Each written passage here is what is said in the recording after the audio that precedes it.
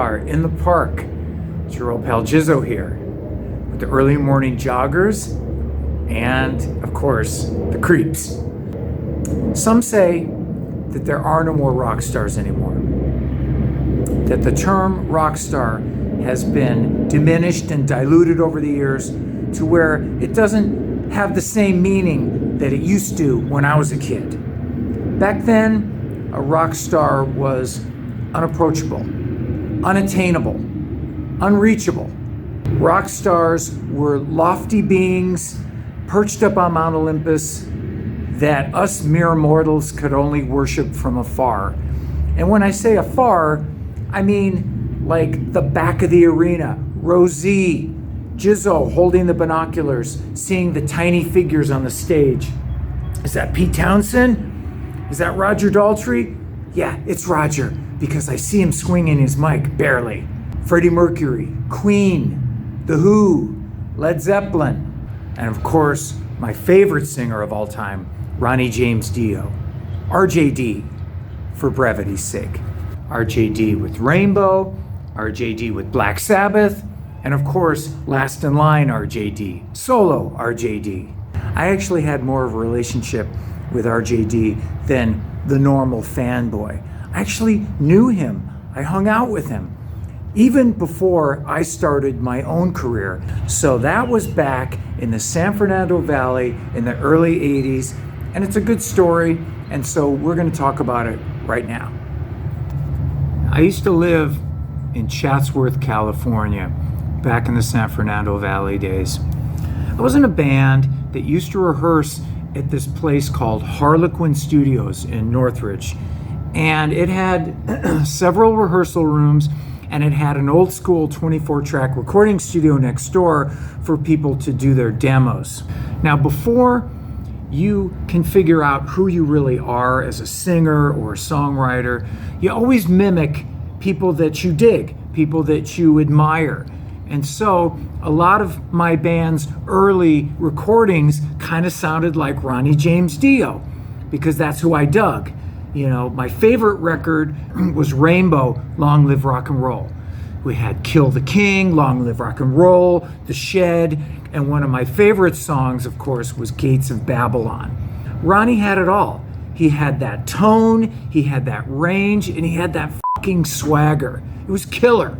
So that's who I sort of emulated when I was younger. So imagine my surprise when one day I went to my rehearsal studio, and there, standing against the wall, were about a dozen 20-foot black crucifixes, just sitting against the wall. I mean, normally when you go rehearse somewhere, you're not going to see a bunch of crucifixes. So I asked the studio manager, I go, what's going on with this? And after swearing me to secrecy, he basically told me that Black Sabbath, the Black Sabbath with Ronnie James Dio, was next door in the 24-track recording studio working up songs for what would be their record, The Mob Rules. I couldn't believe it. Ronnie James Dio was next door. So, of course, after being sworn to secrecy, I immediately broke that promise. I called my brother up. I said, "You're not gonna believe this. Fucking RJD is here at my rehearsal studio. Get all our Black Sabbath and Rainbow records and get your ass over here immediately," which is what he did. So I'm hanging out outside the studio in the lounge on the couches, me and my brother holding our records, and sure enough, Ronnie James Dio comes out of the studio. We couldn't believe it. We couldn't believe it. So we come up to him, we got our records, and Ronnie is just the nicest guy in the world. He signs all our records, and we're hanging out with him. We're sort of talking, how's it going with the recording? Oh, it's going really good. And I don't know what, the subject of weed came up. And Ronnie pulls out a joint, and he asks us if we want to get high. Now, do we want to get high with Ronnie James Dio? This is an escalation of this surreal situation that's happening. So my brother says to him, he goes, "Well, would you rather do bong hits instead?" And Ronnie goes, "What's a bong?" What's a bong? What is a bong? So my brother goes out to the car, grabs the trusty bong that we always had in our car at the time, and now it gets more surreal because we're going to teach Ronnie James Dio how to use a bong. Okay, Ronnie, this is the carburetor, this little hole, and as you suck the smoke in, you let your finger off the carburetor. So we're bonging now with Ronnie James Dio. Bonging. Surreal, dude. Surreal. Surreal. So it turns out that Ronnie James Dio's wife, Wendy, is good friends with my guitar player's girlfriend, and that is the connection. That's the connection. That's how they found out about this studio. That's why they're in the studio right now doing pre-production for that Mob Rules record. So get this. My band is in the process of recording a demo, like bands do. And my guitar player asked Ronnie if he would help us out with our demo. Now, I've never been in a recording studio before. This is my absolute first time being in a real studio in front of a mic, singing for reals. And now Ronnie James Dio is going to produce our first demo. I'm trying to encapsulate the fear factor that's going through me right now, the pucker factor that's going through me right now. This is my first time in the studio. I've never done this before, and my favorite singer in the world, Ronnie James Dio, is going to be on the other side of the fucking glass, leering at me, fucking crazy. So, was I terrified? Petrified? Yeah. Fuck yeah, dude. There I stood in the control room with the mic, and I'm trying to keep my shit together while I'm seeing Ronnie James Dio on the other side of the glass. He's not treating me with kid gloves. Do you understand? This is the real deal. He expects me to somehow be professional, and I'm just a kid, but I'm trying to keep it together, and I'm singing, and he goes, stop, do it again. And I start singing again. He goes, stop, try this. You're not singing good. Stop, you went flat here. And the worst thing happened is when I'm singing and he goes, stop. And he goes, you sound like you come from the valley. And I'm looking at him and I'm thinking to myself, I am from the fucking valley. Anyway, so we finished the demo. And I mean, it wasn't great, but you know, it was what it was. But I had crossed some unseen Rubicon. I had actually crossed over into being a sort of maybe kind of semi-professional. And after that, Ronnie and I sort of became, I don't know, acquainted. Not friends, you know, not really friends, but casual acquaintances. My guitar player and I would go over to his house sometimes and hang out. And here I am hanging out at Ronnie's house, you know what I mean? Walking around Ronnie's house, pretending like this is totally normal. And it so happened that Ronnie had a birthday party coming up. And he asked me and my band if we would play Ronnie James Dio's birthday party. So, of course, you know, we did. We set up in the backyard. We had to learn a bunch of Black Sabbath songs, NIB, because Geezer was going to be there. And so here's another surreal experience. I'm in the backyard singing Neon Nights, and there's Ronnie over in the corner, and Geezer, and Vinny Appice. I don't know. It was just crazy. It was a crazy day. Wendy gave Ronnie a brand new Mercedes red convertible. It was in the driveway with a big bow on it. I tried caviar for the first time. I did blow in Ronnie James Dio's bathroom. It was good times, man. Good fucking times.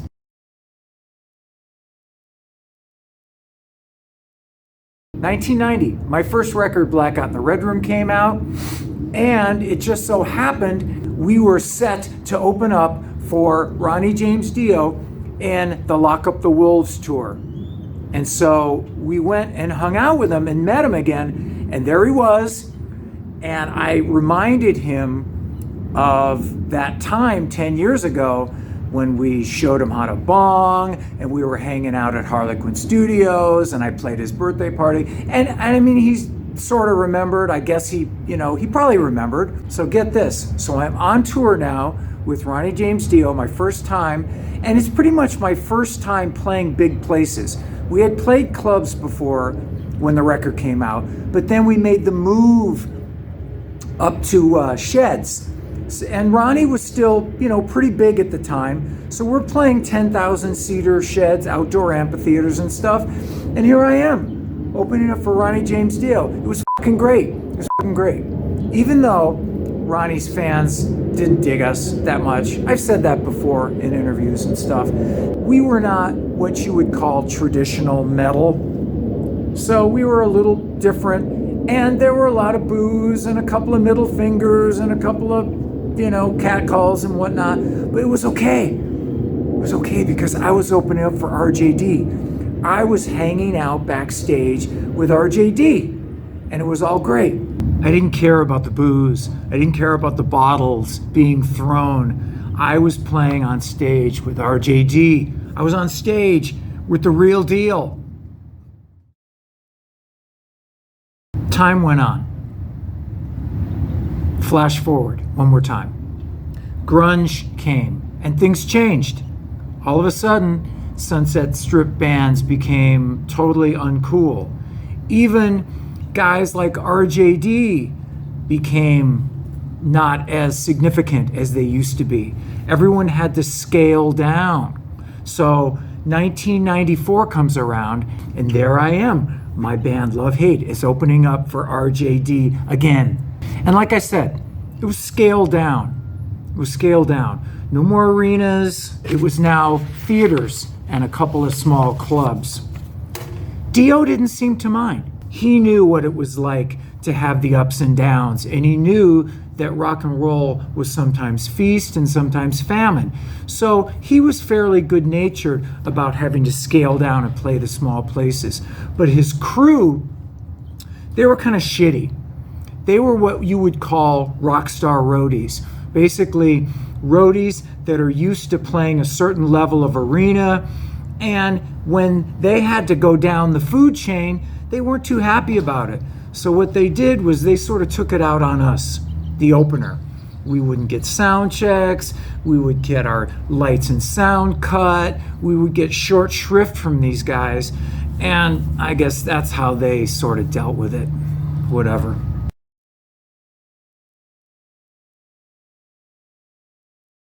All right, we're gonna flash forward again.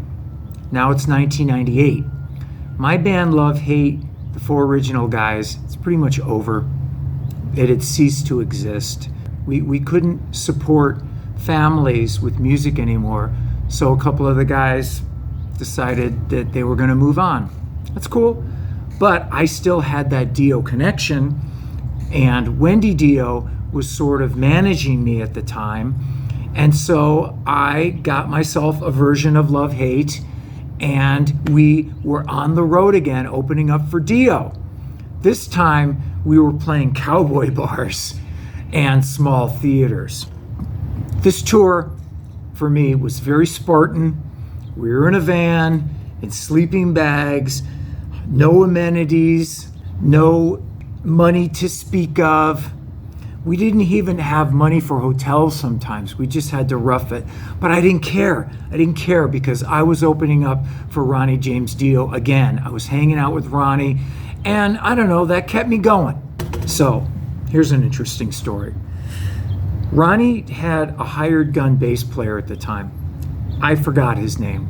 I think the world forgot his name by now.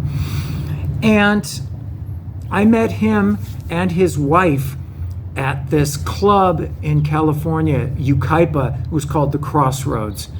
And his wife kind of struck me as this person that had to dress like she was a rock star wife. She even had the little stupid dog like Paris Hilton. I didn't think anything of it. I've seen it before. We're doing gigs with Ronnie, and we're following Ronnie's bus in our little van. And like I said, it was tough times. So sometimes Ronnie's band would leave right after the show to drive, they would give us their hotel rooms to sleep in, which was cool. You know what I mean? It saved me a couple $100 every night off the tour. So we would go camp out in Ronnie's leftover rooms. So one night I'm in one of the rooms and I'm just about to fall asleep, and there's a knock on the door. I get up, I open the door, and it's Ronnie's bass roadie. And he just doesn't say anything. He just walks past me into the room, and he starts looking around the room. He's looking in the bathroom. He's looking in the closet. He even looked under the fucking bed. And I'm thinking to myself at the time, because I'm sort of half awake, that this is his room and he forgot something. Maybe he forgot his license or he forgot something and he's looking around for it. So I didn't think it was really weird. Anyway, so he does this complete inspection of the room, doesn't say anything, and then he walks out, not saying anything. So I just shut the door and I go back to bed, and that was it. So anyway, we're driving to the next show, which is Albuquerque, and I get this call from Wendy Dio. And I said, "What's going on?" And she goes, "Jizzy, are you sleeping with the bass player's wife?" What? What? What are you talking about? There's this rumor that you're sleeping with the bass player's wife. Now get this. Apparently, and I'm just finding this out. Apparently, the bass player and his wife have concocted this mad tale that I am stalking them, that I'm stalking the wife, that I'm peeking in the wife's hotel rooms like a peeping fucking Tom. Then I understood why the bass player's roadie came knocking on my door. He was looking for the wife. He was looking for the wife in the bathroom. He was looking for the wife under the bed, under my bed. That's why he went into the room, because of this mad concocted tale that I'm somehow banging this guy's wife. And all this is going on, and so everybody thinks that I'm some creepy weirdo. I mean, creepier than normal. And I'm finding this out, and of course I'm telling Wendy that it's all horseshit. I mean, we're in a van most of the time. I don't have time to creep. So then I got mad. I got mad because I'm creepy, but I'm not that creepy. We went to Albuquerque the next day for the gig, and it was at some big cowboy bar. And I showed up early, dude, with boxing gloves on, ready to kick ass. Ready to kick ass. I was livid. I was seeing red. And I'm stretching, and I'm on the side of the stage, and the bass player comes up to me and he goes, "What's going on?" I go, "Dude, your boy's gonna get his ass kicked." The bass player's roadie goes, "Well, you know, I work for the guy, so if you do anything, I'm gonna have to step in." And I'm thinking, the more the merrier, motherfucker. You know, I'm seeing red. I don't care. So it's the night of the gig, and Ronnie takes me aside because Ronnie finally has heard all this from Wendy. And Ronnie takes me aside and he goes, "Anybody that hits anybody on my tour gets fired. And that means you, Jizzo." So what was I gonna do? What was I gonna do? Ronnie had spoken. So I put my anger aside, and to his credit, he sent that fucking bass player's wife home that night. Put her on a plane. Bye-bye. Are you ready to flash forward again? We're gonna flash forward to 2002, 2003. I was in Rat with 2 T's.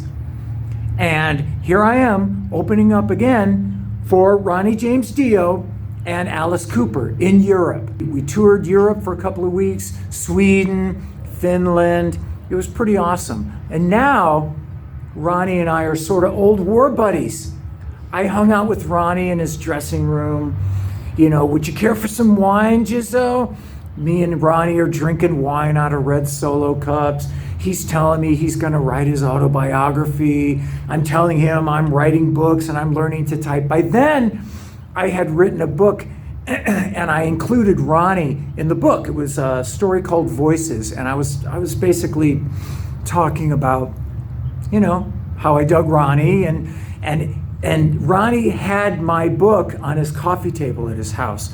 So I don't know, it's cool. We were pals. I hung out with Ronnie on tour, and it was great. I loved it. Then, of course, Ronnie died. It hit us all hard. It hit me hard. You know what I mean? The world had lost one of its premier singers. I lost someone that I knew, and it sucked. So then the weirdest part of this story happens. I was asked to be the opening band on the Ronnie James Dio hologram tour. So now, after touring with the real Ronnie several times, I am now touring with his ghost. It was 2019, and I'm touring with the Ronnie James Dio hologram. And, you know, Blabbermouth posted this comment, and it was, Jizzo has mixed feelings about touring with the hologram, but not for the reason that they thought. I mean, I was just happy for the work. I was happy to be touring, and I got to hear Ronnie's music every night, and I got to play with the Dio Disciples every night, who were nice guys and a great fucking band. Why it was bittersweet for me was because it was made clear to me that all the rock stars, all my idols that I grew up with, are getting old, and there's going to be a day when they're all going to be gone.